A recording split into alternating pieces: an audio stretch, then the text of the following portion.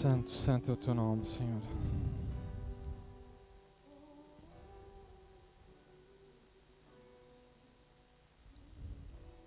Aproveitamos que estamos de pé. Fecha os teus olhos, vamos orar nesta noite. Senhor, nós queremos te agradecer, ó Pai, pela tua presença, Senhor, por esta semana. Senhor, por todo o ensino, Senhor, que tu nos tens colocado nos nossos corações.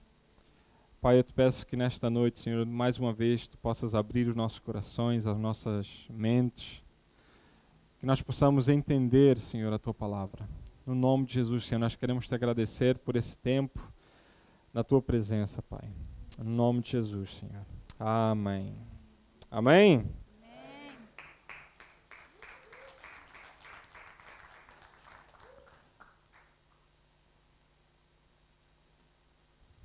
Eu vou ter torcicolo aqui. Ficar olhar para um lado para o outro. Quase que eu estou a mandar todo mundo juntar num lado só. Não? O pastor Lourenço diz que tem que ser desse lado. É que aqui de baixo é diferente, sabem?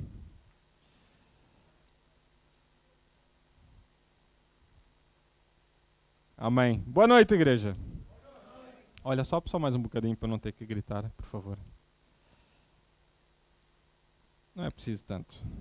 Amém. Desculpem. Boa noite. Vamos lá outra vez. Vamos lá tentar. Boa noite. Amém. Glória a Deus. Então vamos conversar um bocadinho nesta noite. E eu quero que me acompanhes em Efésios, capítulo 4, verso 7 ao 16. E como estamos pouquinhos, vou pedir aí um voluntário com voz a pinto, pastor, que leia. Efésios 4, 7 ao 16. O primeiro candidato que quiser ler, está à vontade, põe-se de pé. Assim ninguém adormece.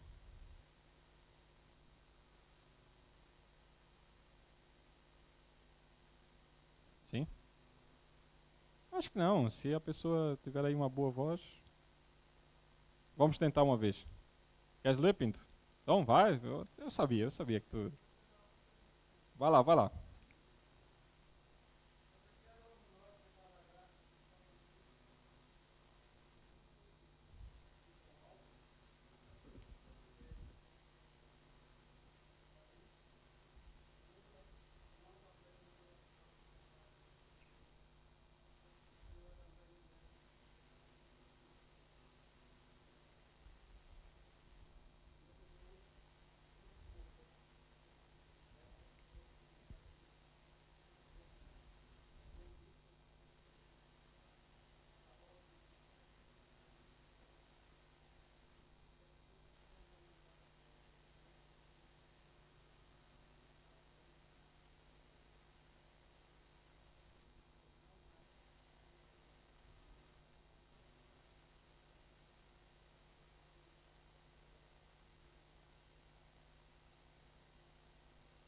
Até o 16.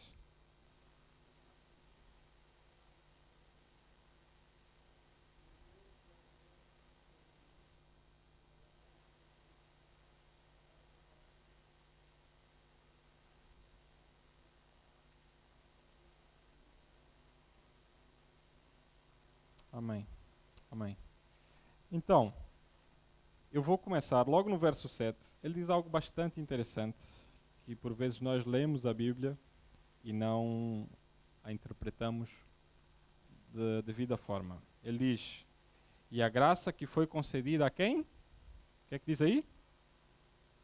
A cada um de nós, segundo a proporção do dom de Cristo, certo? Depois no 12 ele diz o quê? Com vista ao aperfeiçoamento de todos os santos no desempenho do serviço, para a edificação do corpo de Cristo. Carmina, chega aqui se faz favor. Emanuel, chega aqui se faz favor. Eu vou vos explicar o que é que ele está aqui a falar. Fica aqui, fica aqui. Eu sou pastor, certo? Mas antes de eu ser pastor, eu tinha acabado de chegar. E tinha alguém servindo no ministério, e depois, quando o pastor não está, o que é suposto acontecer? Ele ocupar o meu lugar. Ele ocupar o lugar em alguns dos 5 dons que nós falamos. Para o quê? Para quem chega a aprender do mesmo jeito. Estão a entender? Ou seja, esses 5 dons que estão aqui, esses 5 ministérios que estão aqui, o que é que ele diz aí no verso 7? O que é que ele diz aí? Para quem? Podem ir, obrigado. Para quem? Para cada um de... Em nenhum lugar da Bíblia vocês vão encontrar que o crente é feito para assistir culto e ficar sentado. Se não fosse esses 5 ministérios, tu e eu não estaríamos hoje aqui. Se os apóstolos lá atrás não tivessem obedecido a isto que Paulo está aqui a dizer. Eu estou a começar desta maneira para quê? Para tirar e desmistificar que esse tipo de coisa é só para líder, é só para pastor. Não. É para todos nós. Lá na frente vamos ver o porquê que nem todos nós estamos lá. Então, ele começa com apóstolo, profeta, evangelista, pastor e... O que é que ele finaliza aí com? Pastor e mestre, no verso 11. O apóstolo, o que é que o apóstolo faz? O apóstolo, ele basicamente é quem, eu diria que ele tem o dom do táxi. Ele não para em lado nenhum. E fora de brincadeira, o meu pai tem esse dom. O meu pai é pastor. Eu, quando era miúdo, aí aos meus 8 anos, ele teve um chamado missionário para o Equador. Lá em 18 anos ele implantou 5 igrejas. Depois, no entanto, algumas fecharam. Mas ele não pastoreou nenhuma delas. Só implantou. E o que é que ele fez? Formou alguém para ficar no lugar e ele foi implantar outra igreja. Hoje ele está no Brasil e a coisa que ele mais faz é andar. Toda semana ele inventa uma viagem para ir. Porque toda semana ele tem um sítio para ir. Faz parte do ministério que Deus colocou no coração dele. Se algum outro pastor superior o colocar a pastorear uma igreja fixa, ele vai se frustrar. Por quê? Porque o ministério dele é o quê? É ser apóstolo. É implantar uma igreja aqui, implantar outra ali, deixar alguém no sítio que tem o dom de pastor, que é aquele que fica lá no lugar, para cuidar das ovelhas. Então o apóstolo, para não confundir isto com, normalmente hoje em dia usa-se títulos aí fora de o apóstolo fulano, o apóstolo ciclano. Gente, todos os 5 ministérios estão ao mesmo nível. Ninguém aqui é superior ao outro. Claro que o do pastor é mais visível, por quê? Porque o pastor está num lugar fixo. Estão a entender? O pastor está num lugar fixo, ele está na congregação dele. Então, o apóstolo é aquele que abre o caminho, é aquele que vai para lugares que ninguém pensou em ir, ninguém imaginou ali uma igreja, e no coração dele já está fervendo. Não, aqui pode nascer uma célula, aqui eu vou já começar, vou deixar aqui alguém, vou preparar, e a coisa começou a andar e ele sai. Fica ali no máximo 1 ano e vai embora. O segundo é o do profeta. O que é que o profeta faz? O profeta prega, exorta e dá uma visão clara da obra. Por experiência própria, o pouco das experiências que eu tive com Deus, Deus só usou um profeta para falar comigo quando eu deixei de ler a Bíblia. E quanto mais novo eu era, mais um profeta falava comigo. Por quê? O profeta é voz de Deus. Ele está usando o quê? Para, o que é que ele diz ali nos capítulos, nos versos abaixo? Para que são os ministérios? Para o aperfeiçoamento. Quem acaba de chegar não tem o discernimento de ouvir a voz de Deus. Então o que é passado o ensino? Olha, a palavra de Deus é esta. Então passas a ler e pede para Deus te dar sinais, e tu, a cada tempo que passa, com a experiência com Deus, tu vais começar a ouvir a voz de Deus. Enquanto isso não acontece, quem é que Deus usa? Um profeta. Certo? Agora, temos que entender uma coisa. Há pessoas que têm dons específicos de profeta e também é itinerante. Nunca para num lado só. Agora, há pastores com dom profético, há pastores com dom de mestre, né? Há apóstolos com dom de mestre, né? Não significa que a pessoa é exclusivamente específica daquilo, certo? Então, cada um tem a sua função, todas por igual, mas todas para o aperfeiçoamento do corpo de Cristo. Como eu vos falei, se não fossem os ministérios a funcionarem, nenhum de nós estaria aqui. Nenhum outra pessoa tivesse pregado para nós, para que nós estivéssemos no caminho de Cristo. Estão a entender até aqui? Então, o apóstolo abre caminho, né? O profeta prega, exorta, é boca de Deus, enquanto a pessoa não é madura o suficiente. Eu não estou a dizer que quando ela não seja, né, madura, Deus não vai usar um profeta para falar. Fala, mas por experiência própria eu vos garanto que é com muito menos frequência e às vezes é só para confirmar alguma coisa que já está no nosso coração. Porque, de resto, normalmente Deus já usa a palavra para falar. Amém? Depois, o evangelista. O evangelista é... Lá está, nós estamos aqui porque alguém foi evangelizar-nos a nós.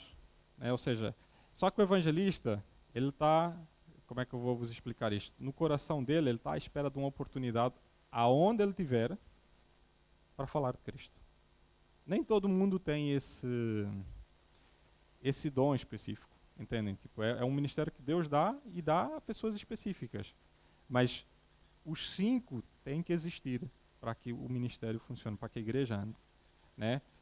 Vocês têm aqui o caso da pastora Sandra. A pastora Sandra, ela está à espera de uma oportunidade. Assim que ela encontra, seja na maneira de... Imagina, ela já vai dar um cabaz, ela aproveita e já está ali, já fala e já começa... naturalmente, sem necessidade de que alguém lhe diga, olha, tens que evangelizar. Porque já está ali no coração da pessoa, já queima no coração da pessoa ir falar de Cristo. Então ele está sempre à espera de uma oportunidade para falar. Amém? Depois, o que ele diz aí? O pastor é aquele que aparece nas dificuldades. Né? O pastor é aquele que cuida, é aquele que protege, é aquele que sara as feridas. É por isso que eu disse que o pastor normalmente é mais visível. Por quê? Porque o pastor é aquele que acompanha durante muito mais tempo a ovelha. Certo? É aquele que está durante muito mais tempo a cuidar, a exortar. Né? Ele está presente na igreja local. Então, o que é que arde no pastor? É o cuidar das pessoas. Ele não consegue ver alguém em dificuldade, seja em que área for, e não ir lá e olha...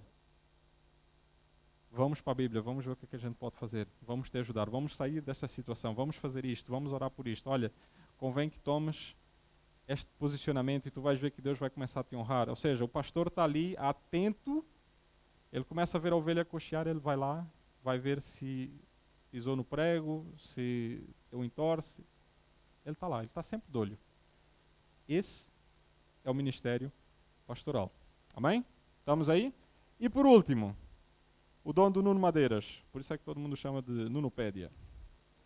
É alguém que gosta de ler, alguém que gosta de ir atrás, alguém que gosta de pesquisar, que é o dom de...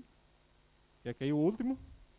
O dom de mestre, é aquele que instrui na doutrina, explica o que é difícil, né? E discerne bem a palavra. Porque nem todo mundo tem esse ministério. Né? Por vezes eu... acho que as coisas são complicadas, eu vou atrás de um mestre e explica-me aquilo e parece que aquilo de repente era assim, então 4 mais 4 é 8. Mas quando eu vi, não. Por quê? Porque não é assim tão fácil. Nem todo mundo tem esse dom, né, esse ministério de mestre do ensino. Amém? Até agora tudo claro? Tudo tranquilinho? Pronto. Só quero esclarecer uma coisa, não vamos confundir isto com os dons escritos em 1 Coríntios 12. Alguém sabe o que é? Vamos lá ler, só para... que uma coisa pode andar junta com a outra, tá bem? 1 Coríntios 12. Ele diz que alguns deu dom de sabedoria, outros deu dom de línguas, interpretação, dom de cura e outros dons que também são para a edificação do corpo de Cristo. Mas nós estamos a falar especificamente sobre ministério. Certo? São coisas diferentes, todas elas são para a mesma coisa, são para a edificação do corpo de Cristo. E como eu falei, o que é que nós temos que pensar? Alguém chegou na igreja, ainda nem sequer sabe ler a Bíblia, não é instruída na palavra, vai ter um mestre, né? O evangelista chega, primeiro fala com ela, depois o pastor começa a cuidar, encaminha para o mestre para ensinar, né? E volta e meia o profeta vem e confirma ali a palavra e o desejo do coração da pessoa. Então tudo a funcionar ali em conjunto. E tem esses dons de 1 Coríntios 12, que depois vocês podem ler em casa, né? Não vou aqui entrar neles. Mas como eu disse, no verso 7, só frisando, e a graça que foi concedida a cada um de... Então, não é só para o pastor, não é só para o líder, é para, diga assim, é para mim. É para mim. Aí vocês pensam assim, isso baseado em quê, pastor? Que estás a dizer que isto é para mim? Nem todo mundo foi chamado para ser líder. Então vamos comigo ali em Mateus 28. Rapidinho, vocês conhecem isto muito bem. Já sabem de cor. Mateus 28.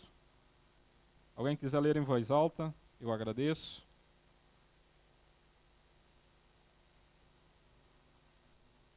E o 20.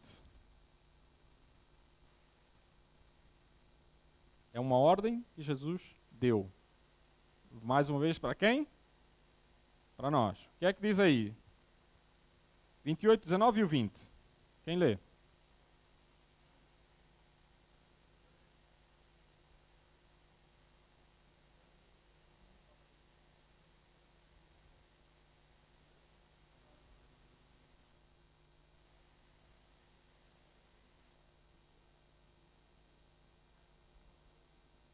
Amém. Então o que é que ele está a dizer aí? Ir e fazer. E aí, se vocês pensarem nesses 5 ministérios, é assim que a coisa funciona. Nós temos que ir e fazer discípulos, como nós somos discípulos de Cristo. Então isso não é só para o pastor, não é só para o líder, não é só para quem já tem o dom. Todos nós devemos estar inseridos nesses 5 ministérios. Agora, qual é o problema? É que por vezes a palavra ministério tem se usado muito fora desses 5 que estão aqui. Né? Por quê? Quando nós pensamos em ministério, a palavra ministério significa ocupação, significa serviço.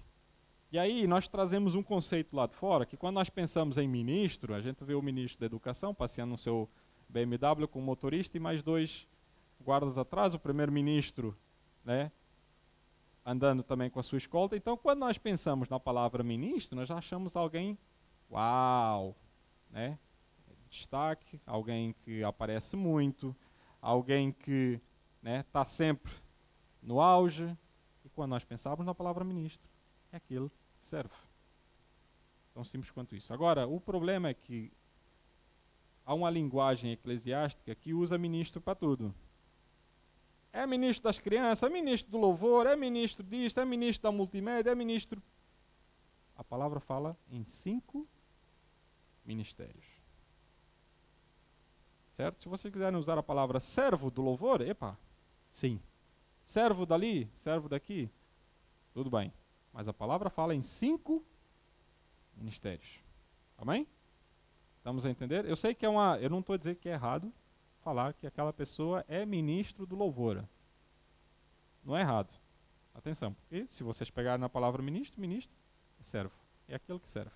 Agora, a gente chama de evangeliquez, que é uma linguagem que normalmente muitas igrejas usam, então vai dando nome a coisas, como a gente vê aí alguns pastores, porque tem muitas igrejas, então já o chamam de apóstolo. E ele é só pastor. É porque tem muitas igrejas, não significa que ele saiu a implantar cada igreja. Essa é a função do apóstolo. Né? E aí depois tem outras versões que dizem que apóstolo só foi naquela época dos apóstolos, quando a Bíblia fala em 5 ministérios. E que esses 5 ministérios funcionam de igual maneira dentro de toda igreja. Amém?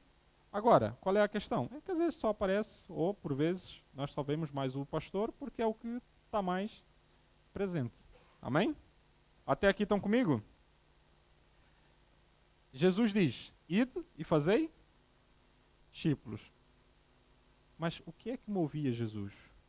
Quando nós lemos lá, se quiserem anotar, em Marcos, capítulo 12, no 29 ao 31, questionam a Jesus qual eram os mandamentos. E Jesus diz, olha, amarás o Senhor teu Deus de todo o teu coração, com toda a tua força, com todo o teu entendimento, e ao próximo como? A ti mesmo. Essa e o ID é a base dos 5 ministérios. Os 5 ministérios foram feitos para servir o outro.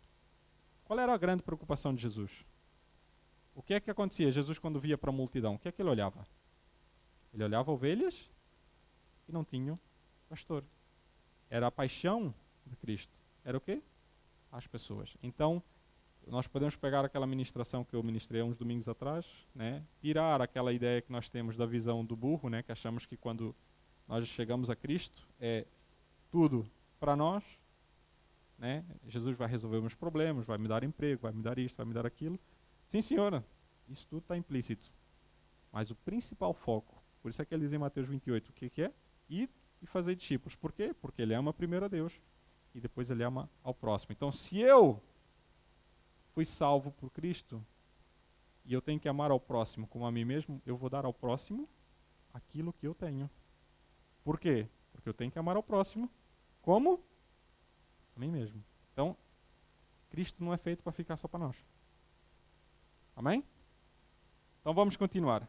Então esse é o cerne do ministério. Certo? Agora, até aqui, tudo ok. Todos entendemos que há 5 ministérios. Todos entendemos que cada um de nós tem que fazer parte dele. Amém? Todos entendemos que não é só para líderes e pastores. Certo? Então por que carga d'água nós não estamos a fazer parte deles? Já se perguntaram isso? Não? Alguém deu-vos uma informação errada? Alguém disse que era só para sentar aí no banco e cumprir o horário? Não? Vamos ali, Lucas 9. Vamos entender os motivos pelos quais nós não queremos fazer parte dos ministérios. Lucas capítulo 9, verso 62. Uma outra alma corajosa aí que leia.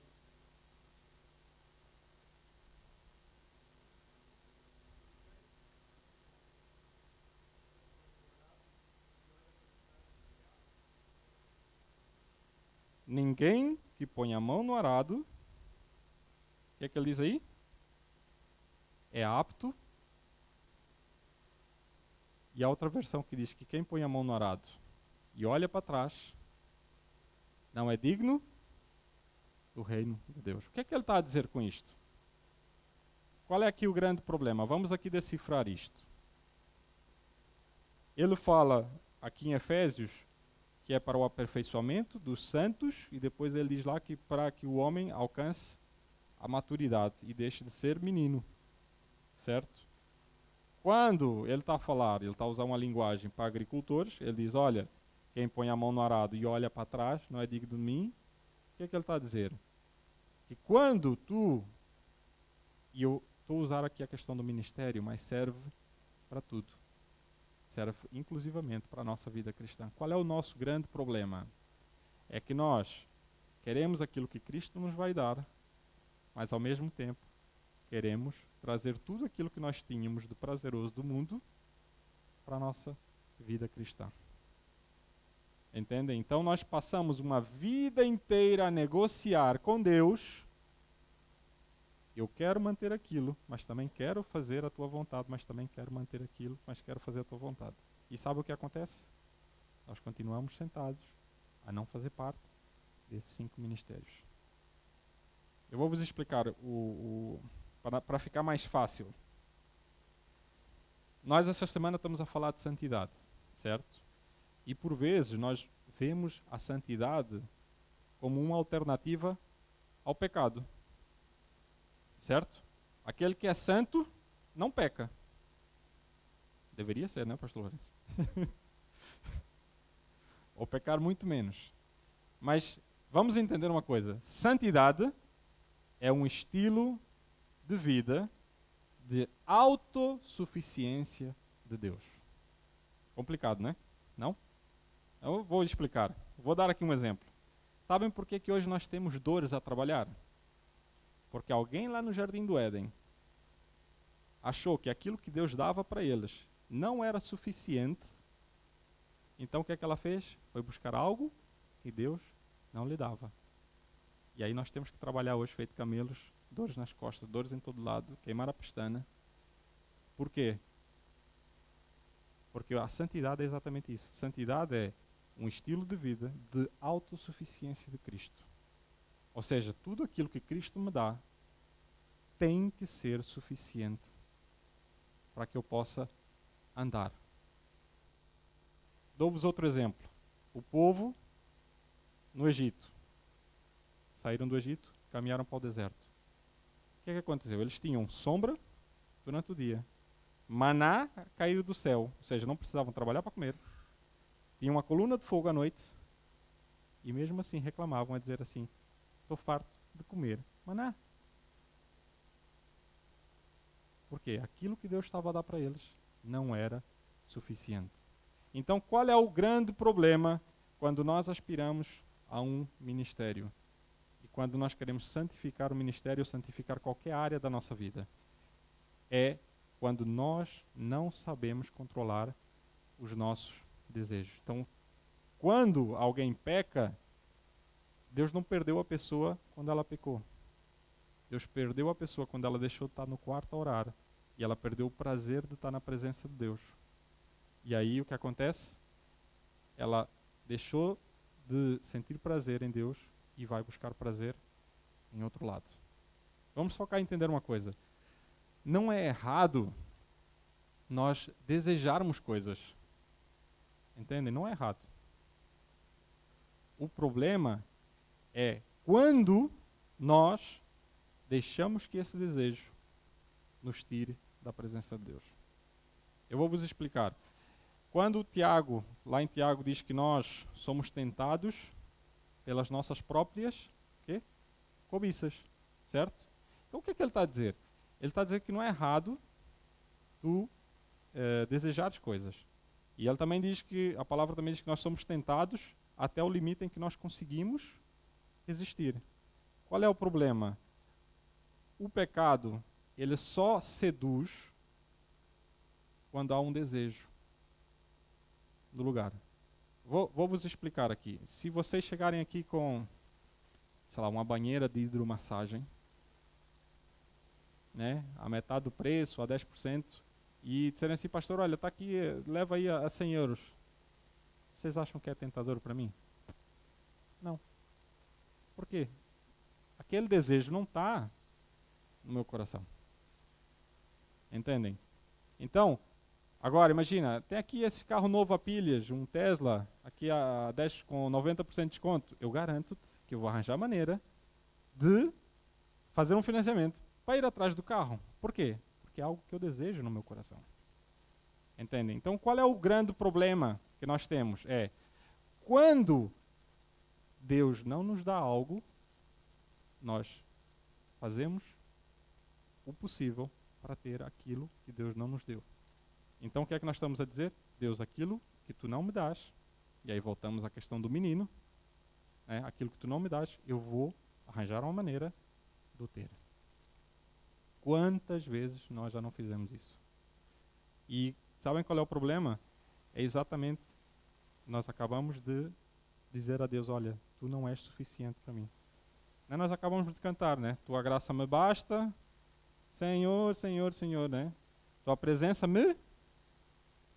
Mas aí quando nós fazemos isso, nós estamos a dizer aqui, não, tu não me deste aquilo que eu quero, eu vou buscar em algum lugar. Então nós estamos a chamar o Espírito Santo de incompetente. E estamos a dizer que aquilo que tu não me queres dar, eu vou buscar em outro lugar. Se vocês lerem a história, foi exatamente isso que aconteceu. Eva, quando foi atrás do fruto, não foi de imediato. Eu garanto-vos que ela passava pelo jardim, volta e meia via fruta, volta e meia via fruta. Então, apareceu ali o desejo. Ou ela cortava o desejo na hora, ou ela simplesmente alimentava. E é exatamente aqui onde reside o problema. Nós alimentamos coisas que as quais, quando vier a oportunidade, eu vos garanto que alguém vai vos oferecer aquilo pelo qual vocês estão a desejar. Sempre. O inimigo é astuto, ele sabe. Ele não lê os teus pensamentos, mas ele sabe para onde tu olhas. Ele sabe. Hoje em dia, o sistema informático funciona assim, né? Pesquisas uma passagem aérea, logo a seguir o Google, o que é que ele vai fazer? Vai te oferecer todas as passagens aéreas pelas quais andaste a pesquisar. Pesquisaste um carro, logo a seguir entras outra vez, ele vai te começar a jogar carros. Por quê? Ele joga com aquilo que está no nosso coração, com o desejo. Então o que é que nós fazemos? Passamos longos meses, anos da nossa vida a tentar resolver desejos que Deus não nos dá, porque conhece o nosso coração. E nós a tentarmos fazer o quê? Como meninos, ir atrás desses desejos. Quantas vezes a gente já não viu líderes acharem que o ministério é pesado, que é um trabalho árduo, e está cansado, que as pessoas não dão valor. E sabem por quê? Porque Cristo deixou de ser suficiente na vida dele. E Jesus diz, né? Que o fardo dele é leve. Então, se tu de facto estás apaixonado por Cristo, nada daquilo que tu vais fazer para ele é leve. Se eu vou dizer às vezes que nós ficamos acordados até tarde falando com casais e que depois a gente vê que não deu em nada, mas nós ficamos até às tantas da noite a falar. Então, o pastor Pedro e a pastora Sandra, então, mesmo conosco, até a 1 da manhã, no outro dia tínhamos que levantar cedo. O que é que nos move a fazer isso? A paixão por Cristo. Entendem? Agora, se eu tiver virado para os meus próprios desejos, sabe o que eu vou dizer? Ah, não, marca para outro dia, um dia que der tempo. Entendem? E o que acontece é que muitas vezes nós fazemos o quê? Tudo aquilo que é material entra na frente daquilo que é espiritual. Quantas vezes, né, tu chegas aqui desempregado, e a minha esposa já deu esse exemplo na terça-feira, e assim que tu arranja teu emprego, qual é a tua questão? Eu tenho que trabalhar. Então o ministério fica em segundo lugar. Eu vou ser sincero, eu adoro ficar em casa, sentado no sofá, a ver séries. Adoro. Quantas vezes por mês isso acontece? Quase nenhuma. São raras as vezes em que eu posso fazer isso.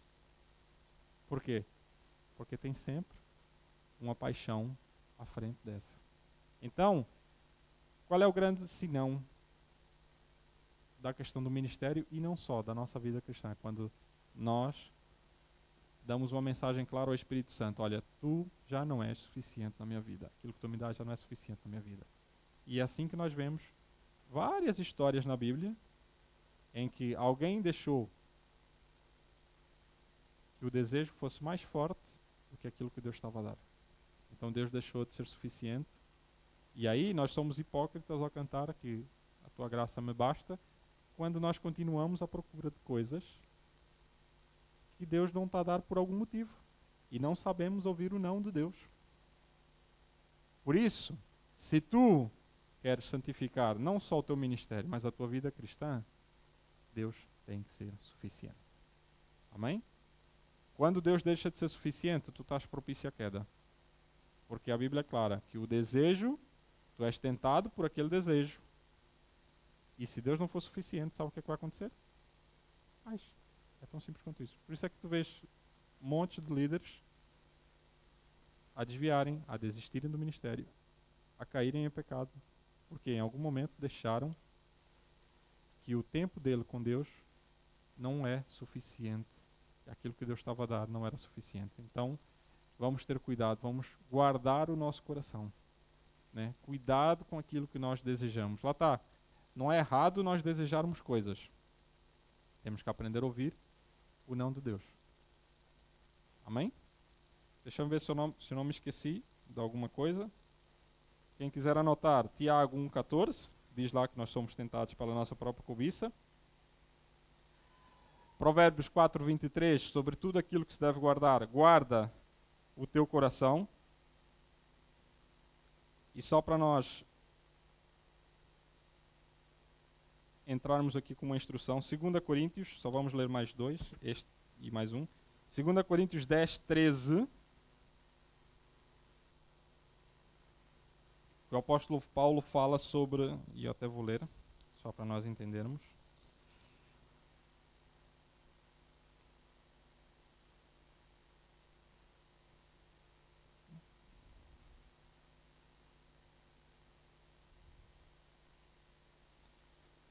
Ele diz, em 1 Coríntios 10:13, não sobreveio tentação que não fosse humana, mas Deus é fiel e não permitirá que sejas tentado além das vossas forças. Pelo contrário, juntamente com a tentação, vos proverá livramento de sorte que possais suportar. 2 Coríntios 10:13, lá na frente.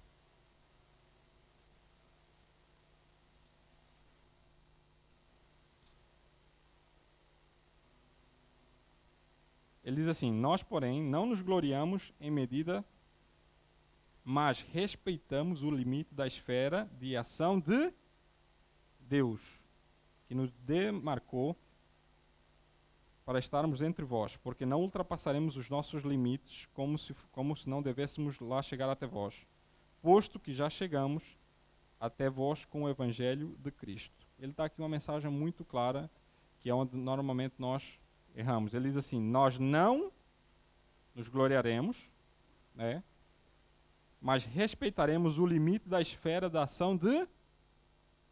O que é que ele quer dizer com isto? Que ele não vai buscar coisas das quais Deus não deu.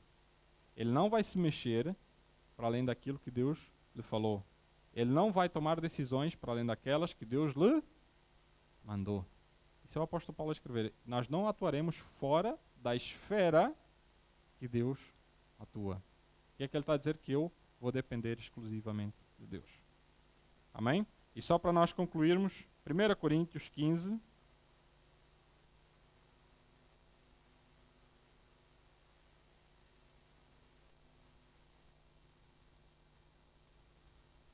(58). Alguém que possa ler?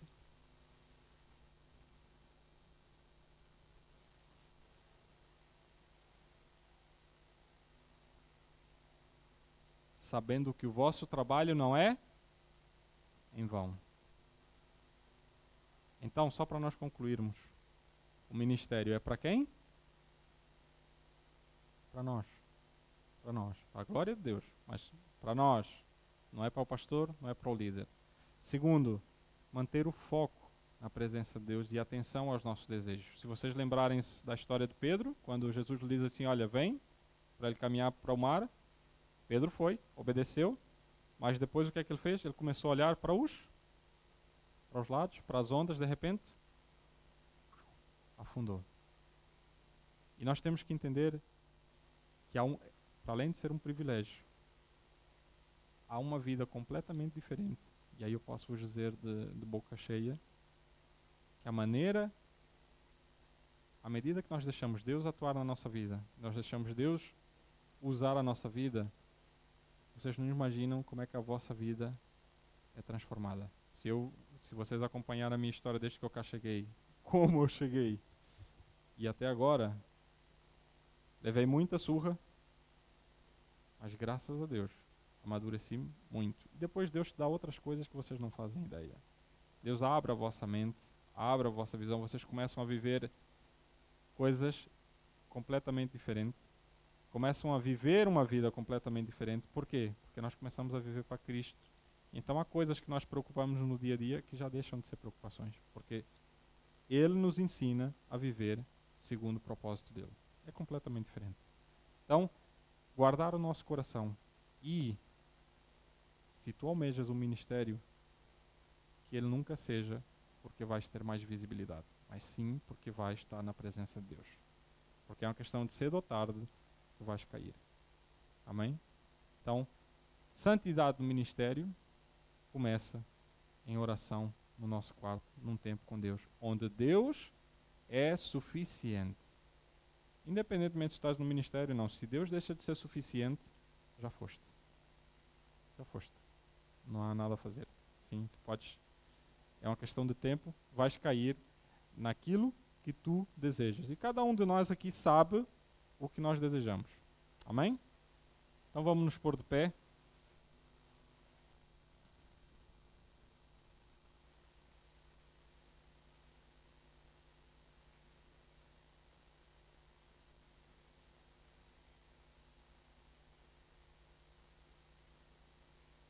Fecha os teus olhos nessa noite.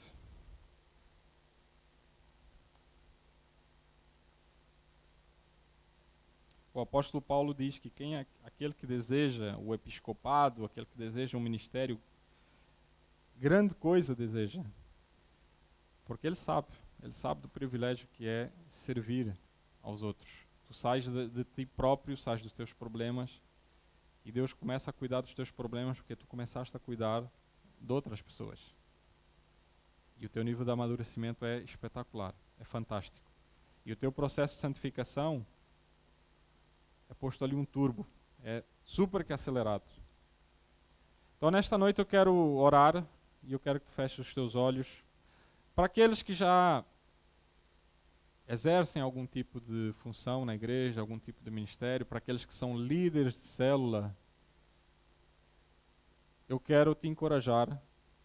Se em algum momento pensaste em desistir, se em algum momento pensaste em olhar para a circunstância, porque é exatamente isso que nós fazemos, nós começamos a comparar com aquilo que está lá fora, com o valor que as outras pessoas dão ou não àquilo que nós fazemos, e nada tem a ver com os outros. Tudo tem a ver com Cristo.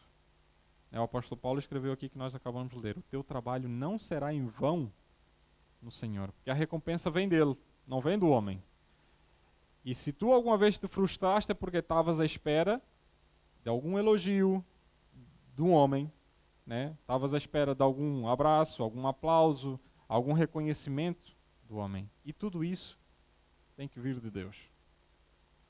Então, se em algum momento sentiste isso, é porque aquilo que Deus está a te dar não está a ser suficiente. Amém? E tu que ainda não estás no ministério, o conselho é o mesmo. Se em algum momento da tua vida Deus deixou de ser suficiente, estás a vir à igreja em vão. Estás a cumprir um horário, estás a ser religioso, né, a cumprir um ritual, porque se Deus deixa de fazer sentido na nossa vida, o que é que nós fazemos aqui? Amém? Pai, Senhor, nesta noite eu quero te agradecer pela tua palavra, Senhor, pelo teu ensino. Senhor, que tu sejas o suficiente para nós, que nós possamos cantar com sinceridade que a tua graça me basta, né, que tu nos sustentas, mas que nós possamos falar e cantar isso com sinceridade, dependendo exclusivamente de ti, Senhor. Pai, dependendo das nossas decisões na tua presença. Pai, que nós possamos procurar a santidade nesse estilo de vida, de autossuficiência em ti, não uma alternativa ao pecado. Porque a santidade não é uma alternativa ao pecado, Senhor, mas sim uma vida na tua presença. Pai, eu quero te pedir, Senhor, pelos líderes, Senhor, que estão aqui presentes, Pai, nesta noite, pelos líderes desta igreja, por aqueles que exercem um ministério, Senhor, nesta igreja, Senhor, que tu possas renovar as forças, Senhor, Pai, que eles possam buscar na tua presença, Senhor, a autossuficiência em ti, Senhor, para que nós possamos entender que tu és o motivo que nos fez chegar aqui, porque se não fosse por ti nós não estaríamos aqui, se não morresses na cruz por nós não estaríamos aqui, Senhor. Pai, que cada um possa olhar como era antes de estar na tua presença e que volta a dar valor àquilo que tu és, Senhor. Pai, nesta noite nós te exaltamos, Senhor, levantamos o teu nome, honramos o teu nome, Senhor. Pai, que tudo nesta noite seja feito para a honra e glória do teu nome, Senhor Jesus. Amém, Senhor. Amém, Pai.